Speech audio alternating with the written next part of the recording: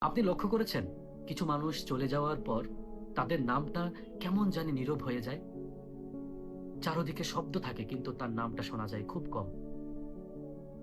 তবু রাতে এক সময়ে কোনো এক অন্যায় দেখে হঠাৎ মনে পড়ে যায় তার কথা। কারণ তারা আমাদের ভেতরটা নাড়িয়ে দিয়ে গিয়েছে। হাদিও ঠিক তেমন একজন মানুষ। তাকে মনে পড়া মানে শুধু তাকে মনে পড়া না, নিজের ভেতরের মানুষটাকে একটু জাগ্রত করে তোলা। প্রিয় বন্ধুরা, নতুন ঘটনা ঢেউয়ের মতো আসবে এবং যাবে। তার মানে কি এই আমরা সেই বিপ্লবী মানুষদেরকে ভুলে যাব? আমরা ব্যস্ত হয়ে পড়ি।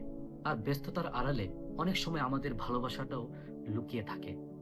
হাদিকে মানুষ ভুলে যাবে কিনা সেটা আসলে সময় নির্ধারণ করবে না। আমরা নির্ধারণ করব। আমরা তাকে শুধু কয়েকটা পোস্টে রেখে দেব নাকি নিজের ভেতরে জায়গা দেব সেটা একান্তই আমাদের ব্যাপার।